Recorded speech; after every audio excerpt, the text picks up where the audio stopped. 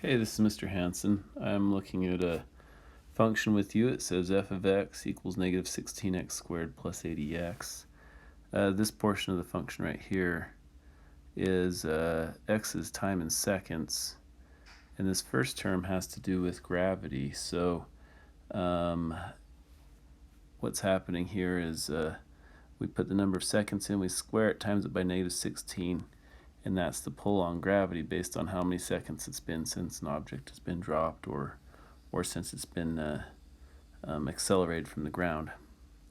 This 80x is a positive, so this is a velocity of, or the force behind a rocket.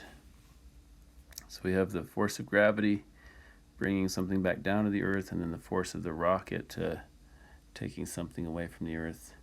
And of course x is time in seconds, and f of x is going to be height in feet.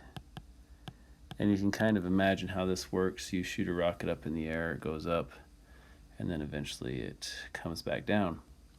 So I've gone to the liberty of putting in some information here, like for example f of 0 when we're at 0 seconds, then negative 16 times 0 squared plus 80 times 0 equals 0. And that's where that first ordered pair in the table comes from. And then I did the same thing all the way up to 5 seconds, and then after that it's a bit irrelevant because the rocket has already hit the ground. And you can kind of take a look at what's happening here. You can see at 1 second it's increasing, 2 seconds it's increasing, 2.5 it's increasing a little bit, and then 3 it starts decreasing, and then decreasing quicker and then quicker. And so I thought it might be interesting where we were talking about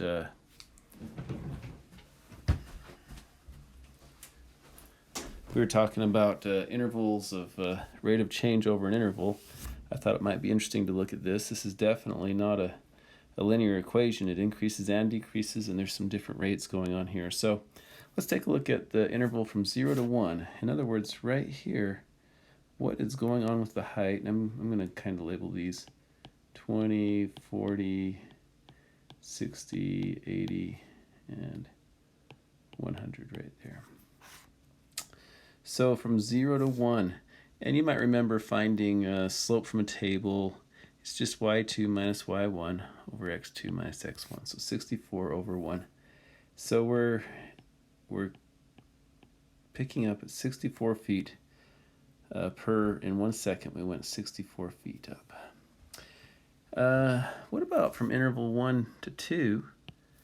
It's 96 minus 64, and so we've got 6 minus 4 is 2, 9 minus 6 is 3, 32 feet per second. Notice how it's kind of starting to slow down.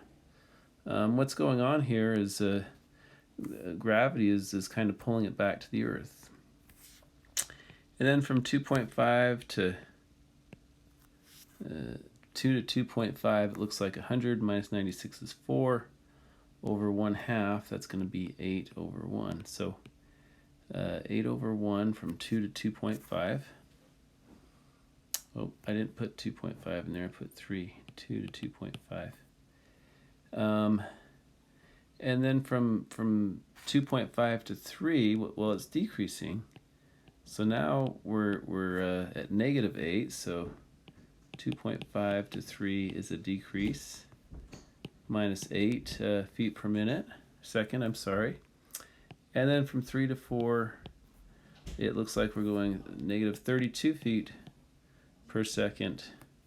And from 4 to 5, it looks like we're going negative 64 feet per second. So you might see some symmetry going on. Let's just go ahead and graph it and see what it looks like.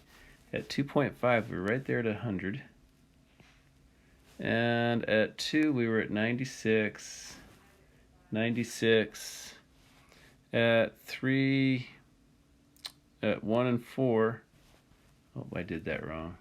Oh, that's right. At 1 and 4, we were at 64. So about right there, and about right there. And then we were 0. So it kind of looks like this. It kind of goes up, and down. It makes a parabola in shape, something like that.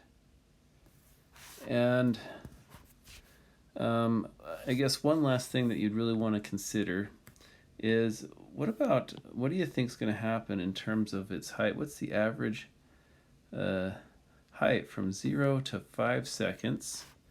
So we've got the point 0, 0, and 5, 0. And we're just going to find the rate of change there. Oops. So 0 minus 0 is 0. 5 minus 0 is 5. So it's saying that it didn't change at all in 5 seconds. But what's happened is it's come up and then it was counterbalanced and came back down. So the symmetry of the graph has kind of shown us that all of our upward movement was counteracted by our downward movement there. So hopefully this helps you to understand how average rate of change is kind of important. Your slope's going to be different based on the points you pick on the graph. For this first point, it was a lot steeper than for the second point here. And for this, then we did a half a point right there. It was very, very shallow. And then we started to come down after that. So hopefully you can kind of see what's going on there.